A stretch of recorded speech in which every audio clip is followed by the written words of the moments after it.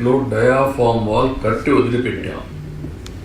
Copper డ్యాములు పూర్తయ్యే సమయం, ఇంకొక చాలా తక్కువ పని కానీ కంప్లీట్ చేసుంటే ఆ ఏజెన్సీ ఉంటే అతని బాధ్యత. పీపీఏ చాలా స్పష్టంగా చెప్పారు. ఇంత మునుపు కూడా అనుభవం ఉంది. ఒరిజినల్ కాంట్రాక్ట్ని మార్చాం, మళ్ళా కొత్త కాంట్రాక్ట్కి ఇచ్చాం.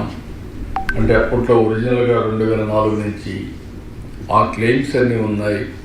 పాత కొత్త ఇద్దరు కాంట్రాక్టులు ఉంటే అకౌంటబిలిటీ ఫిక్స్ చేయడం కష్టమవుతుంది.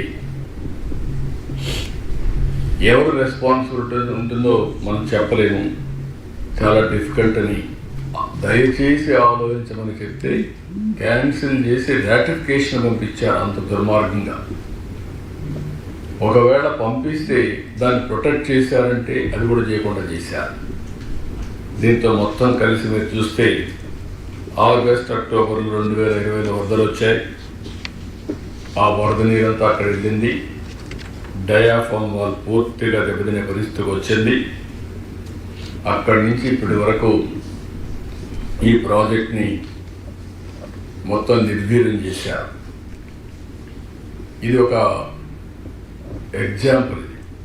ఒక అసమర్థత, అవగాహన రాహిత్యం,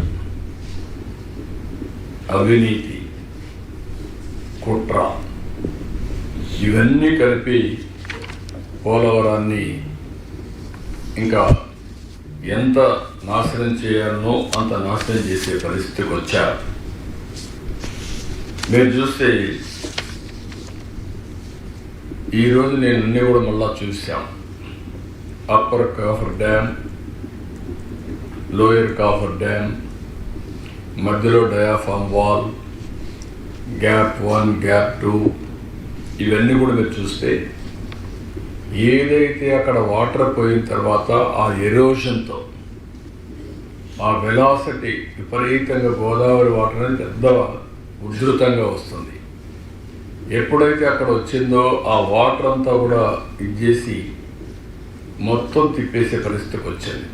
నీళ్ళన్నీ లోపలికి రావడం, ఈ రెండు మధ్య లోయర్ అప్పర్ కాఫర్ డ్యాముల మధ్య పెద్ద ఎత్తున మనం సుడిగుండాలు వచ్చినట్టు వచ్చి కింది వరకు 2020లో మొత్తం ఎరోషన్ గురయ్యే పరిస్థితి వచ్చింది. టోటల్గా దెబ్బతినే పరిస్థితికి వచ్చింది. 200 మీటర్లు గ్యాప్ 3లో, గ్యాప్ 1లో ఎరోషన్ గురయ్యే పరిస్థితి వచ్చింది. కింద ఉండే సాయిల్ డిస్టర్బెన్స్ కాకుండా ఇప్పుడు మీరు అక్కడ చూశారు, అక్కడ శాండ్ తీసుకొచ్చి మళ్ళా వైబ్రో కాంపాక్షన్ చేస్తున్నాం. ఎందుకంటే మొత్తం సాయిల్ అంతా లూజ్ సాయిల్ అయిపోయింది. అది ఇప్పుడున్నా కానీ ఒక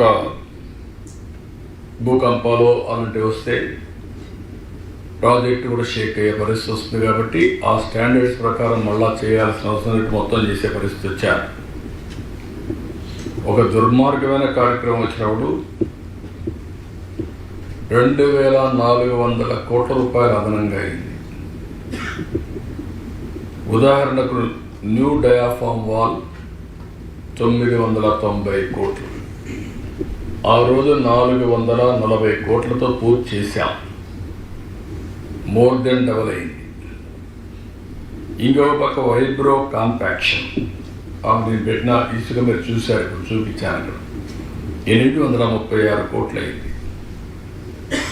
శాండ్ ఫిల్లింగ్ 363 కోట్లు. అదే మరి డీ వాటరింగ్, ఆ వాటర్ వస్తూ ఉంటే ఆ వాటర్ అంతా ఇచ్చేయాలి కాబట్టి ఒక 50-60 పంపులు పెట్టి వాటర్ డీ వాటరింగ్ చేస్తున్నారు. 211 కోట్లు అయింది. మొత్తం కలిస్తే 2400 కోట్ల రూపాయలు ఖర్చు అయింది, అదనంగా అవుతుంది. ఇది కాకుండా అప్పటికి ఇప్పుడు కాస్ట్ ఎక్స్క్లరేషన్, ఏదైతే సిమెంట్ ధరలు పెరిగాయి, మిగిలిన రేట్లు పెరిగాయి, లేబర్ పెరుగుతుంది, ఇన్ఫ్లేషన్ ఉంది, అవన్నీ వస్తే అది కూడా పెరిగే పరిస్థితికి వచ్చింది.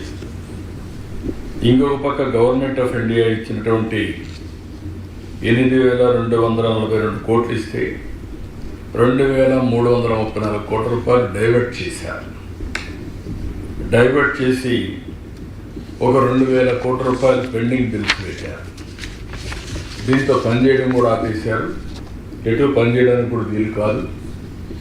ఏదైతే ఐఐటి హైదరాబాద్ వీళ్ళు తర్వాత వీళ్ళు వదిలిపెట్టేస్తే సిడబ్ల్యూసి ఆర్డర్ చేసి ఐఐటి హైదరాబాద్కి మొత్తం ఎగ్జామిన్ చేయమంటే వాళ్ళు వాస్తవం చెప్పే పరిస్థితికి వచ్చారు. డయాఫామ్ వాళ్ళ డ్యామేజ్ అవన్నీ కూడా వాళ్ళు ఎస్టాబ్లిష్ చేసే పరిస్థితికి వచ్చారు.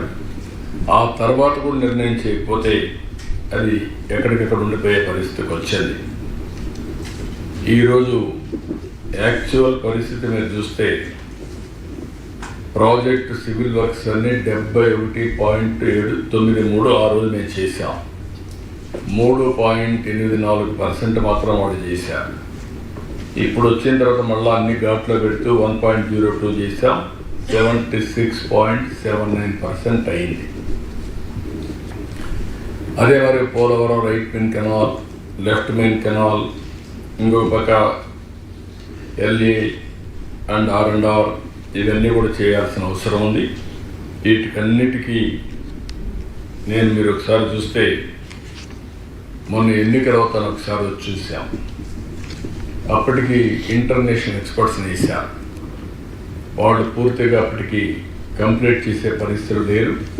ఆ తర్వాత రిపోర్ట్ ఇచ్చారు. ఆ రిపోర్ట్ వచ్చిన తర్వాత నేను కేంద్ర మంత్రి దగ్గరికి వెళ్ళాం, ప్రధానమంత్రి గారికి చెప్పాం, ఇంకో పక్క ఫైనాన్స్ మినిస్టర్ రిక్వెస్ట్ చేశాం. 12,157 కోట్లు ఏదైతే ఫేజ్ 1 వీళ్ళు ఎప్పుడు ఈ ప్రాజెక్ట్ ఫేజ్ 1 లేదు, ఫేజ్ 1 కూడా క్రియేట్ చేశారు. 41.25 క్రియేట్ చేశారు. అది అడ్వాన్స్ స్టేజ్లో ఉంటే మళ్ళా నేను మొత్తంగా శాంక్షన్ చేయమంటే లేట్ అయిపోతుంది కాబట్టి ముందు కంప్లీట్ చేద్దాం ఉద్దేశంతో దాని కంప్లీషన్ ఒప్పుకున్నాం. ముందు అది కంప్లీట్ కావాల్సిన అవసరం ఉంది. దీనికి 12,157 కోట్లు శాంక్షన్ చేశారు. 2,315 కోట్లు డబ్బులు కూడా రిలీజ్ చేశారు. అదే మరిగా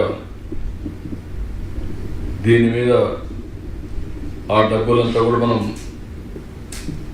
వర్క్లు కూడా స్పీడప్ చేసాం, బకాయిలన్నీ క్లియర్ చేసాం. ఇంకొక పక్కన లెఫ్ట్ మెయిన్ కెనాల్ పనులు అనకాపల్లి వరకు పూర్తి చేయడానికి టెండర్లు కూడా పిలిచాం. ప్రాజెక్ట్ని పూర్తిగా కంప్లీట్ చేయడానికి ఒక యాక్షన్ ప్లాన్ కూడా తయారు చేశాం. అందుకే ఈరోజు నేను వచ్చింది క్లియర్ కట్గా ఏ పని ఎప్పుడు లోపల అవుతుందో టెక్నికల్ డీటెయిల్స్ దృష్టిలో పెట్టుకొని ఫ్రీక్వెన్సీ కూడా ఏది ముందు